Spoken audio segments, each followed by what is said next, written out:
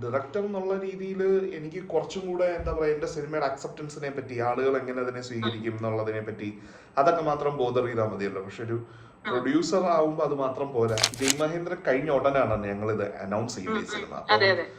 അപ്പം ഞങ്ങൾക്ക് തന്നെ അതൊരു സ്വയം സെൽഫ് ട്രോളായിട്ട് ഞങ്ങൾക്ക് തന്നെ തോന്നിയൊരു ഐഡിയ ആണ്. പടം അനൗൺസ് ചെയ്യുന്നതിന് മുമ്പ് അറിയത് ഇങ്ങനത്തെ ഒരു പരിപാടി ചെയ്യാം, it will be quite attention seeking. PSO ആയിട്ട് ജോലി ചെയ്യുന്ന ആളുകളെ ശരിക്കും ഡിപ്പാർട്ട്മെന്റിലുള്ള മറ്റ് പോലീസുകാർ ചെറുതായി കളിയാക്കാൻ ഉപയോഗിക്കുന്ന ഒരു വാക്കാ ഫ്ലാസ്ക്.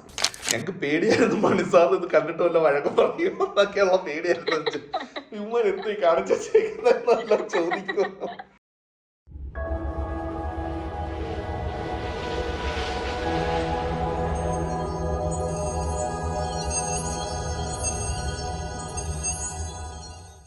ഹലോ ഹായ് നമസ്കാരം, എല്ലാവർക്കും ആഹാ ലെറ്റ്സ് ടോക്കിലേക്ക് സ്വാഗതം വിത്ത് RJ പ്രതിഭ. ഇന്ന് നമ്മുടെ ആഹാ ലെറ്റ്സ് ടോക്കിൽ ഗസ്റ്റ് ആരാണെന്ന് ചോദിച്ചു കഴിഞ്ഞാൽ സ്റ്റേറ്റ് അവാർഡും നാഷണൽ അവാർഡും ഒക്കെ വിൻ ചെയ്ത ഡയറക്ടർ, ജൂലൈ 18 റിലീസാവുന്ന ഫ്ലാസ്ക് എന്ന മൂവിയിലെ director Rahul Ruchi Nair. Rahul, welcome to ആഹാ ലെറ്റ്സ് ടോക്ക്. ഓക്കെ, അപ്പൊ എന്തൊക്കെയുണ്ട് വിശേഷം? പുതിയ വിശേഷം ഫ്ലാസ്ക് ആണെന്ന് അറിയാം, പക്ഷെ എന്നാലും ഇപ്പൊ എങ്ങനെയാണ് പൊതുവെ ഡയറക്ടർ പ്രൊഡ്യൂസർ ഒരു ടെൻഷനിലാണോ? ഞാൻ ഇങ്ങനെ കേട്ടിട്ടുണ്ട്, കുറെ ആക്ടേഴ്സ് ഒക്കെ പറഞ്ഞിങ്ങനെ കേട്ടിട്ടുണ്ട്, ഫിലിം റിലീസ് ആവണതിന് 2 ദിവസം മുന്നേ ഒക്കെ ഇങ്ങനെ ഉറക്കം ഇല്ലാത്ത രാത്രികളാണെന്ന്. എങ്ങനെയാണ്? അതെ അതെ, എനിക്ക് അങ്ങനെയാണ് പേഴ്സണലി. എനിക്ക് ഒരു പടമൊക്കെ ഇറങ്ങുന്നതിനൊരു ഒരാഴ്ച മുമ്പ് തൊട്ട് എന്റെ ഉറക്കമൊക്കെ പോയി തുടങ്ങും. അപ്പം അതുകൊണ്ട് കാരണം നമ്മള് ഭയങ്കര ഇമോഷണലി ഇൻവെസ്റ്റഡ് ആണ്, ഫിസിക്കലി, ഇമോഷണലി, മെന്റലി എല്ലാം. ഒരു സിനിമ അതിന്റെ ഇപ്പം ഫ്ലാസ്ക് എന്ന് പറഞ്ഞ സിനിമ ഒരു 2020-21 സമയത്തെന്തോണ് ആദ്യം അതിന്റെ ത്രെഡ് കിട്ടുന്നതും അത് എഴുതുന്നതും. അവിടെ തൊട്ട് ഈ നിമിഷം വരെ നോക്കുമ്പോൾ അതൊരു ഭയങ്കര ലോങ് ജേർണിയാണ്. എത്രയോ ആ പ്രാവശ്യം അത് ഒരു സാധനം വർക്ക് ചെയ്തു. അതിനുവേണ്ടി ഞാൻ പല ആളുകളെ റിസർച്ചിന് വേണ്ടി കണ്ടിട്ടുണ്ട്. എന്നിട്ട് ഓരോ വട്ടവും റിസർച്ച് കഴിഞ്ഞ് വരുമ്പം you go back again, rewrite ഈ സ്ക്രിപ്റ്റ്, എന്നിട്ട് പല ആളുകൾക്ക് പിച്ച് ചെയ്യുന്നു. എത്രയോ ആക്ടേഴ്സിൻ്റെ അടുത്ത് പല ആൾക്കാർക്ക് സംസാരിച്ചിട്ടുണ്ട്, പല പോസിബിലിറ്റീസ് സംസാരിച്ചിട്ടുണ്ട്. And finally it gets made. അത് ഒരു സിനിമ ഷൂട്ട് ചെയ്യുക എന്ന് പറയുന്ന itself is A marathon challenge. അത് ഭയങ്കര ട്രെയിനിങ് ആയിട്ടുള്ളൊരു പ്രോസസ്സാണ്. അപ്പം ആൻഡ് ഓഫ് കോഴ്സ് അതിന്റെ പ്രൊഡ്യൂസറും ഈ പടത്തിൽ ഞാൻ ഒരു ഡിസ്ട്രിബ്യൂട്ടറുമാണ്. അപ്പം ഇതൊക്കെ കൂടെ ആവുമ്പോഴത്തേക്കും ആ പ്രഷറും റെസ്പോൺസിബിലിറ്റിയും ഒക്കെ മൊത്തത്തിൽ ഇച്ചിരി കൂടുതലാണ്, ഡയറക്ടറിനെ സാധാരണ ഉള്ളതിനേക്കാൾ കൂടുതൽ. അപ്പം പക്ഷേ see, eventually it is this you are working for all after all these years. ഇതിനു വേണ്ടിയാണ് നമ്മൾ ഈ കൊല്ലം അത്രയും സ്ട്രഗിൾ ചെയ്യുന്നത്. അപ്പം finally when that film is ready to come out, it is all ഇത് ഇപ്പോൾ ആ സിനിമ എൻ്റെ കയ്യിൽ നിന്ന് പോയി. കാരണം ഞാൻ അത് ഓൾറെഡി എല്ലായിടത്തും കൊടുക്കാനായിട്ട് ഡിസ്ട്രിബ്യൂഷന് വേണ്ടി എല്ലാ സിനിമയുടെ എല്ലാ വർക്കും കഴിഞ്ഞ ഒരാഴ്ച മുമ്പ് കൊടുത്തു. പിന്നീട് ആ ഫിലിം മേക്കറിനെ സംബന്ധിച്ച് അതൊരു ക്ലോഷറിലോട്ട് എത്തുക എന്ന് പറയുന്നത് അയാളുടെ ഓഡിയൻസ് ഇത് കാണുമ്പോഴാണ്. അവര് ഓഫ്കോഴ്സ് ഇതിന്റെ ഫിനാൻഷ്യൽസ് ഇമ്പോർട്ടന്റ് ആണ്. അതെ, ഇതിന്റെ ഫിനാൻഷ്യൽസ് ഇമ്പോർട്ടന്റ് ആണ്. പടം റിക്കവർ ചെയ്യണം, ബിസിനസ് നടക്കണം, ഇതെല്ലാം ഉണ്ട്.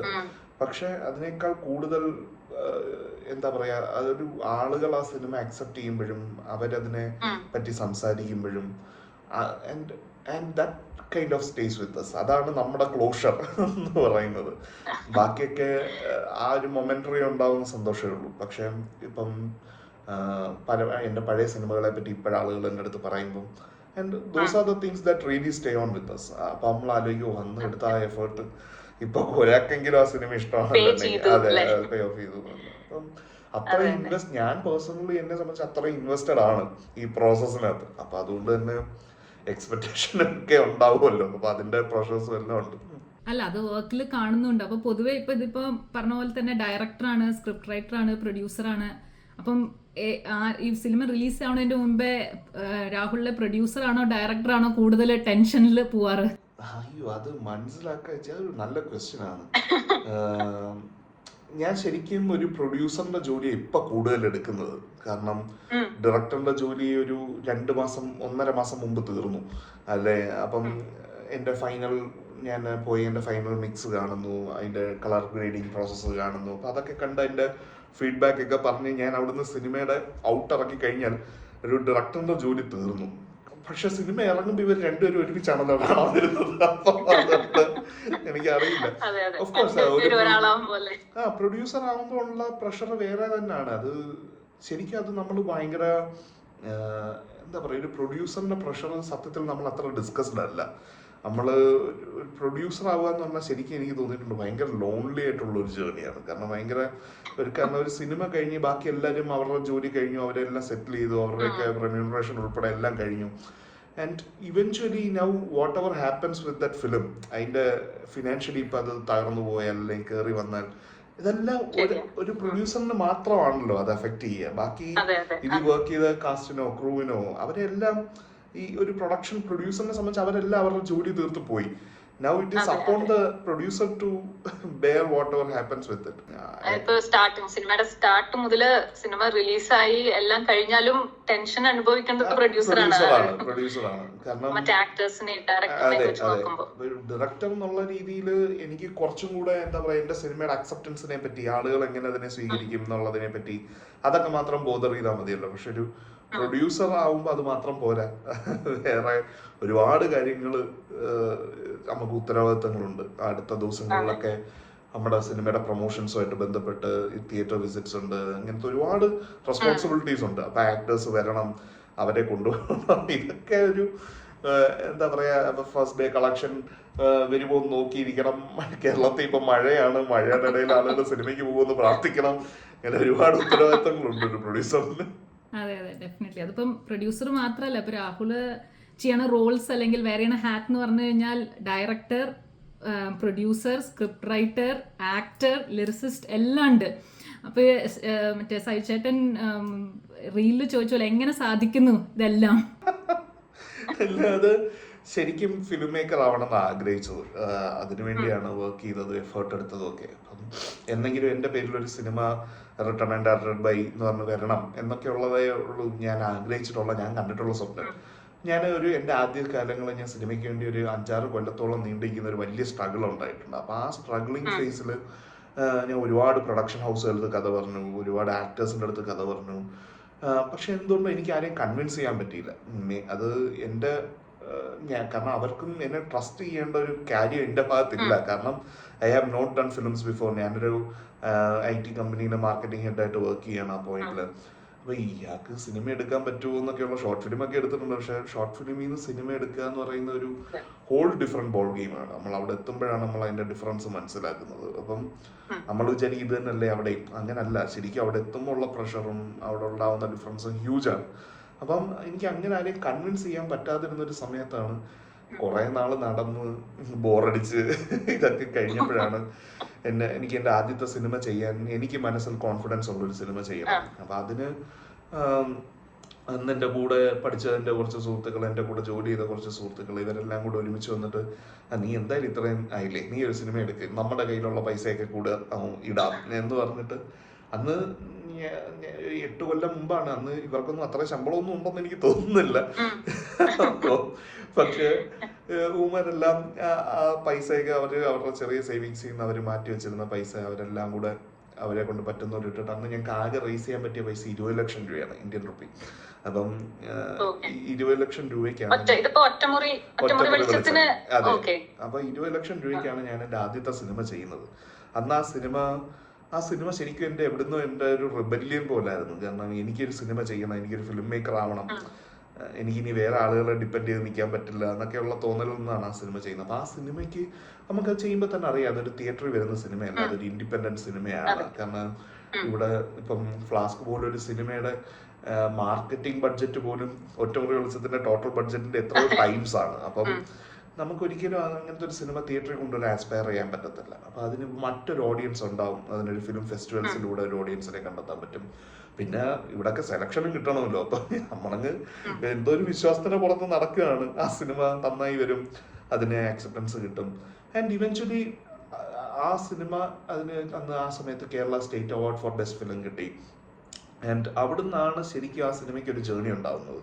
അവിടുന്നാണ് എനിക്കൊരു ഫിലിം മേക്കർ എന്നുള്ള രീതിയിലുള്ളൊരു റെക്കഗ്നിഷനും വന്നു തുടങ്ങുന്നത്. അപ്പം എൻ്റെ ജേർണി അവിടുന്നാണ് തുടങ്ങിയത്. അപ്പം ആ സിനിമ ചെയ്യാൻ വേണ്ടിയാണ് ഞാനൊരു പ്രൊഡ്യൂസർ ആയത്. ഞാനൊരു ആക്സിഡന്റൽ പ്രൊഡ്യൂസറാണ്. അപ്പം ഡയറക്ടർ ആവണമെന്ന് ആഗ്രഹിച്ചത്, പ്രൊഡ്യൂസർ ആയത് അതിൻ്റെ ഒരു ബൈ പ്രോഡക്റ്റ് ആണ്. ഇപ്പോഴും ഞാൻ പറയും എനിക്കിപ്പോഴും മറ്റ് പ്രൊഡ്യൂസേഴ്സിനെ കൺവിൻസ് ചെയ്യാൻ പറ്റുന്നില്ല എന്നാണ് തോന്നുന്നത്. അതുകൊണ്ട് ഞാൻ ഇപ്പോഴും പ്രൊഡ്യൂസ് ചെയ്യേണ്ടി വരുന്നത്. കാരണം ഒന്ന് ഇപ്പൊ നമ്മൾ സ്ലോലി ഗ്രോ ചെയ്തു. നമ്മൾ ആസ് എ പ്രൊഡക്ഷൻ ഹൗസ് ഇപ്പൊ നമുക്കൊരു എന്താ പറയാ, നമുക്കൊരു നമ്മുടെ പേര് പറഞ്ഞാൽ അറിയുന്ന ഒരു ബ്രാൻഡ് വാല്യൂ ഉള്ള ഒരു പൊസിഷനിലോട്ട് നമുക്ക് എത്താൻ പറ്റി. നമ്മൾ over A period of time continuous projects ചെയ്തു ആൻഡ് അതൊക്കെ വെൽ റിസീവ്ഡ് ആയി. ഇപ്പം ആൻഡ് സ്റ്റിൽ ഞാനത് പൂർണ്ണമായിട്ട് ഇപ്പോൾ ഒരു പ്രൊഡ്യൂസറിന്റെ റോൾ എൻജോയ് ചെയ്യുന്നുണ്ടോ എന്ന് വെച്ചാൽ എനിക്ക് അത്രയില്ല. അത് ഞാൻ ആസ് എ ഡയറക്ടറിന് വേണ്ടിയുള്ളൊരു ബാക്ക് എൻഡ് എന്താ പറയുക, ഒരു എൻജിൻ റൂം പോലെയാണ് ഞാൻ പ്രൊഡക്ഷനെ കാണുന്നത്. മലയാള സിനിമയിൽ തന്നെ ഇത്രയും ഒരു സിനിമയ്ക്ക് വേണ്ടി റീൽസ് പ്രൊമോഷൻ യൂസ് ചെയ്ത് നമ്മൾ ഇൻഫ്ലുവൻസേഴ്സിനെയൊക്കെ വെച്ചിട്ട് റീൽസും ഒക്കെ ചെയ്യണത് കുറെ കണ്ടിട്ടുണ്ട്. പക്ഷെ ഇത് അനൗൺസ് ചെയ്യണത് പിന്നെ ഫിലിമിങ് കഴിഞ്ഞിട്ട് റീൽസ്, ഇപ്പോൾ റിലീസിന് റീൽസ്, ഫുൾ റീൽസിന്റെ. പക്ഷെ നല്ല രസമുണ്ടായിരുന്നു എല്ലാം കാണാൻ. ആൾക്കാർ എന്ന് വെച്ചാൽ ആക്ടേഴ്സ് തന്നെയാണല്ലോ റീൽസ് ചെയ്യണത് ഇതില്.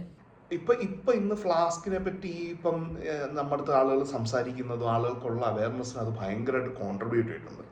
ഫ്ലാസ്ക് ഒരു സൂപ്പർ സ്റ്റാർ ഡ്രിവൺ ഫിലിം അല്ല. അപ്പൊ അതിന് ഒരു ഓഡിയൻസ് ഉണ്ടായി വരിക എന്ന് പറയുന്നത് ഭയങ്കര എക്സ്ട്രീംലി ഡിഫിക്കൽട്ടാണ്, especially in a theatre audience. അപ്പം if you ask me what keeps me awake at night എന്ന് പറഞ്ഞാൽ അതാണ്. എൻ്റെ പടം ഞാൻ എങ്ങനെ മറ്റൊരാളുടെ മുന്നിൽ എത്തിക്കും. പിന്നെ എനിക്ക് ഇവരൊക്കെ ആയിട്ടൊരു നല്ല റാപ്പുണ്ട് ഇതിൽ, ആക്ടേഴ്സ് ഒക്കെ ആയിട്ട്. That is also A reason ഇത് പോസിബിൾ ആവുന്നതിന്. ഇപ്പൊ ഒരു ചില ആക്ടേഴ്സിന് ഇത് കംഫർട്ടബിൾ ആവണമെന്നില്ല. സോ ഇതിനകത്ത് 90% of the content is self trolling. അപ്പം ഒക്കെ ഞങ്ങൾ പറഞ്ഞുകൊണ്ടിരിക്കുകയാണ്. അപ്പം അത് ഭയങ്കര സെക്യൂർ ആവുന്ന, ഒട്ടും ഇൻഹിബിഷൻസ് ഇല്ലാത്ത ആളുകൾക്ക് അത് അക്സെപ്റ്റ് ചെയ്യാൻ പറ്റത്തുള്ളൂ.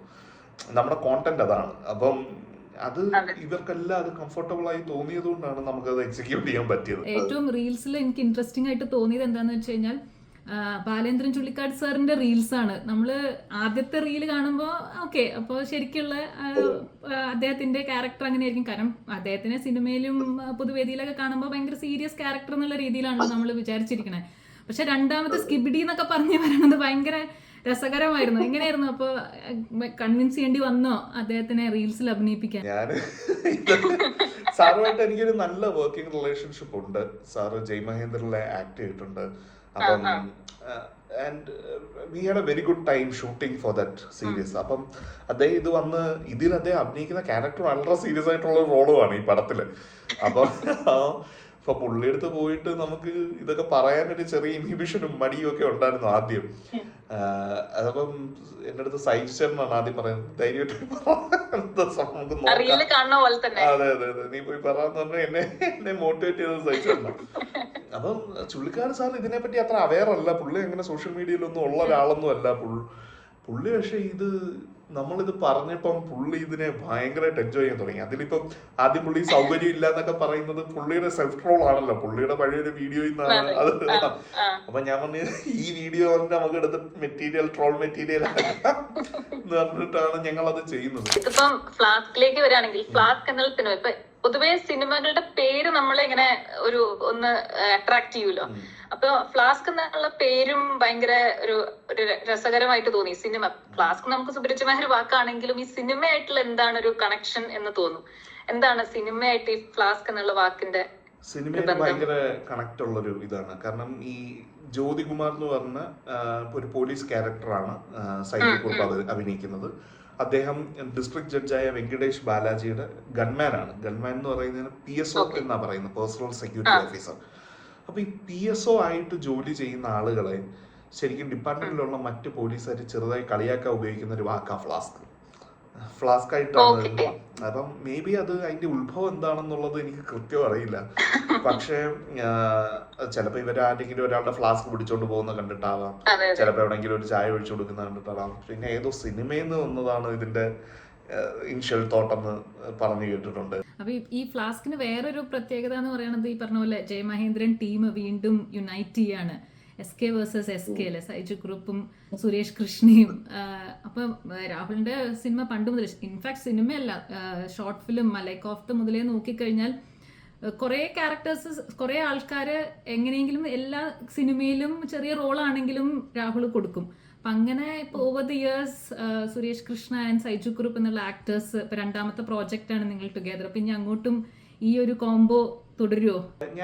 ഞാൻ കുറച്ചും കൂടെ ഒക്കെ എൻ്റെ ഒരു കംഫർട്ട് സോണിലുള്ള ആൾക്കാരുമായിട്ട് വർക്ക് ചെയ്യണം എന്നാണ്, എസ്പെഷ്യലി ആക്ടേഴ്സ് വർക്ക് ചെയ്യണം എന്നാണ് വിചാരിക്കുന്നത്. പക്ഷെ ഒരിക്കലും അതിനുവേണ്ടി അഡ്ജസ്റ്റ് ചെയ്യാറില്ല. ഇപ്പം സഹിച്ചേട്ടനായിട്ട് ഞാൻ ഡാഗിനി എന്ന് പറഞ്ഞ സിനിമ ചെയ്തിട്ടുണ്ട്. അപ്പം അത് ഞങ്ങളുടെ 3ാമത്തെ കൊളാബറേഷൻ ആയത്. അപ്പം ഇനി ഇതിപ്പോ 2 അടുപ്പിച്ചു വന്നു. ഇനി ഡാഗിനി കഴിഞ്ഞ പക്ഷേ ഒരു 4 കൊല്ലം കഴിഞ്ഞിട്ടാണ് ജയ് മഹേന്ദ്രൻ സംഭവിച്ചത്. അപ്പം ജയ് മഹേന്ദ്രന്റെ ഒരു ഭയങ്കരമായ അതിൻ്റെ ഒരു ഓഫ് കോഴ്സ് അതിന്റെ സക്സസ് കൂടാതെ അത് നമുക്ക് സക്സസ് ഫെയിലിയറിനേക്കാൾ കൂടുതൽ അത് ആ പ്രോസസ് ഓഫ് ക്രിയേഷൻ ഉണ്ടല്ലോ, നമ്മളൊരു സിനിമ ചെയ്യുമ്പോൾ ഉണ്ടാവുന്ന നമ്മുടെ മെമ്മറീസ്, അതിനോട് അസോസിയേറ്റ് ചെയ്തിട്ടുള്ള ജേർണി, അതൊക്കെ ഭയങ്കര സ്പെഷ്യലായിരുന്നു ഞങ്ങൾക്ക്.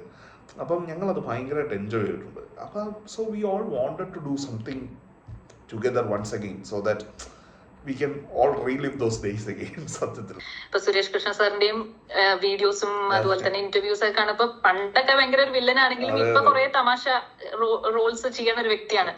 അപ്പൊ സെറ്റിലൊക്കെ എങ്ങനെയായിരുന്നു? സെറ്റിൽ ഭയങ്കര ഒരു ഫണ്ണി എന്തെങ്കിലും ഷെയർ ചെയ്യാനുണ്ടോ? വല്ല ഫണ്ണി സ്റ്റോറീസോ എന്തെങ്കിലുമൊക്കെ ഇവര് പറഞ്ഞ ഈ സെറ്റിലെ കഥകളാണ് ഞങ്ങൾ ഇന്റർവ്യൂലെല്ലാം വന്നിരുന്നു പറയുന്നത്. ഈ സുരേഷ് ഏട്ടൻ ഒരു ഉഗ്രൻ സ്റ്റോറി ടെല്ലറാണ്. അപ്പൊ അദ്ദേഹത്തിന്റെ and of course this experience is almost at my age. അപ്പം അദ്ദേഹം സിനിമയിൽ കണ്ടിട്ടുള്ള ജേർണി, ട്രാവലും ഒന്നും we haven't even seen anything close to it. അപ്പം അദ്ദേഹത്തെ പോലെ ഒരാൾ വന്ന് പഴയ കഥകൾ പറയുമ്പം നമുക്കതൊരു ഭയങ്കര എന്താ പറയുക, അതൊരു ലേണിംഗ് എന്നല്ല, ഇതിനെന്താ പറയേണ്ട വാക്ക്, ഞങ്ങൾക്കത് ഭയങ്കര വി ക്രേവ് ഫോർ ഇറ്റ്. അപ്പം ഞാനൊരു ദിവസം നേരത്തെ ഷൂട്ട് പാക്കപ്പ് ചെയ്യാൻ പറ്റിയ സുരേഷേട്ടൻ്റെ റൂമിൽ പോയി അതെ, അതൊരു ഭയങ്കര പ്രിവിലേജാണ് നമുക്ക് കിട്ടുന്നത്. കാരണം ഇവരൊക്കെ ആയിട്ടുള്ള ആ experience I really crave for it. എങ്ങനെയാണ് ഇപ്പോ നമ്മുടെ സിദ്ധാർത്ഥ് ഭരതനിലേക്ക് വരണത്? കാസ്റ്റ് മാവോയിസ്റ്റ് ഗണേശൻ അല്ലേ? സിദ്ധാർത്ഥ് ഭരതൻ ഒരുപാട് ഓപ്ഷൻസ് ആലോചിച്ച് ആ ഒരു ക്യാരക്ടർ ഭയങ്കര ഇമ്പോർട്ടൻ്റ് ആണ് ഈ പടത്തില്. അത് ഒരു എന്താ പറയുക, ഗ്രേ ഷെയ്ഡൊക്കെ എന്നൊക്കെ നമുക്ക് വേണമെങ്കിൽ പറയാവുന്ന ഒരു ക്യാരക്ടറാണ്. അയാൾ നമ്മൾ ഒരു മാവോയിസ്റ്റ് ആണെങ്കിലും അയാൾ ഈക്വലി ഡേഞ്ചറസ് ആണ്. എന്നാൽ അറ്റ് ദ സെയിം ടൈം അയാൾക്കൊരു എന്താ പറയുക, ഒരു ഹ്യൂമാനിറ്റേറിയൻ ആംഗിൾ ഉണ്ട്. He should be able to do villain and at the same time he should also be able to do a comedy. അപ്പോൾ അതൊരു ട്രിക്കി കാസ്റ്റിംഗ് ആണ്. അത് രണ്ടും പുൾ ഓഫ് ചെയ്യാൻ പറ്റണം, എന്നാലേ ഈ പടത്തിന് എഫക്റ്റീവ്നെസ് ഉണ്ടാവത്തുള്ളൂ. കാരണം അദ്ദേഹത്തിൻ്റെ ഒരു മെയിൻ റോളാണ്. അപ്പം ഞങ്ങൾ ഒരുപാട് ഓപ്ഷൻസ് ആലോചിച്ചു.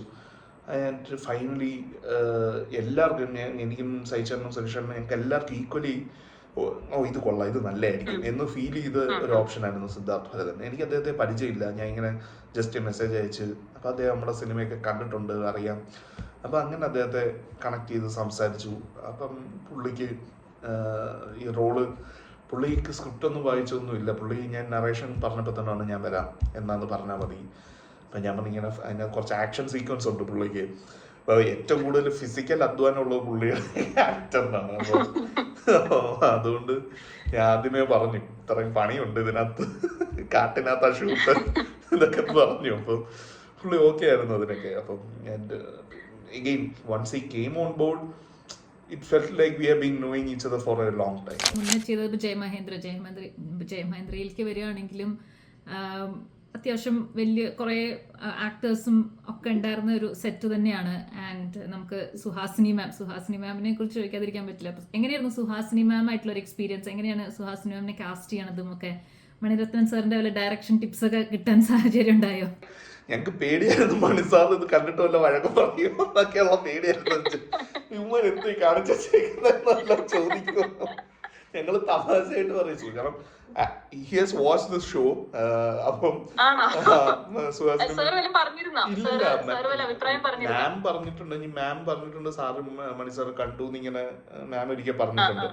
അപ്പൊ ഞങ്ങള് തമാശയായിട്ട് ഷൂട്ട് ചെയ്യുമ്പോൾ ഞങ്ങള് ശ്രീകാന്താണ് അതിന്റെ ഡയറക്ടർ. ശ്രീകാന്ത് ഈ പടത്തിൽ ക്രിയേറ്റീവ് ഡയറക്ടറാണ്, എന്റെ ലോങ് ടേം അസോസിയേറ്റ് ആണ്. അപ്പം ഞാൻ അവന്റെ അടുത്ത് തമാശയായിട്ട് പറയണം, മണി സാർ ഇത് കണ്ടിട്ട് എടുത്തോണ്ട് പോണം, നീക്ക് എന്തോ കാണിക്കുന്നെന്ന് ചോദിക്കുമെന്നൊക്കെ. പക്ഷെ Suhasini ma'am was again a dream casting. നമുക്ക് എത്ര ഓവർ 4.5 decades 45 വർഷം എന്തോ ആയി പുള്ളിക്കാരി സിനിമയിൽ വന്നിട്ട്. അപ്പം അവിടുന്ന് വന്ന് പുള്ളിക്കാരിയുടെ ഒരു വെൽത്ത് ഓഫ് എക്സ്പീരിയൻസ്, അത് experience not just in cinema, her world view, her politics, her thoughts on literature. I had lot of free time. കാരണം ഞാൻ അത് അഭിനയിക്കുക മാത്രമല്ലേ ഉള്ളൂ. അപ്പോൾ എനിക്ക് വേറെ പ്രഷേഴ്സ് ഒന്നും അത് കാര്യമായിട്ടില്ല. റൈറ്ററിൻ്റെ ജോലി നേരത്തെ തീർത്തു, പ്രൊഡ്യൂസറിൻ്റെ ജോലി ഇറ്റ്സ് കംഫർട്ടബിൾ. കാരണം നമുക്ക് ഓൾറെഡി നമ്മൾ സെറ്റപ്പ് ചെയ്തേക്കുന്ന ഒരു പ്രോജക്റ്റ് ആണ്. സ്റ്റോറി ഇതുപോലെ സൂം നറേഷൻ ആയിരുന്നു. അപ്പൊ അതുകൊണ്ട് അത് വലിയ ബുദ്ധിമുട്ടില്ലാതെ കടന്നുപോയി. നമുക്കൊക്കെ ഭയങ്കര എക്സ്പീരിയൻസ് ആ പുള്ളിക്കാരിയുടെ കൂടെ വർക്ക് ചെയ്യാൻ പറ്റി.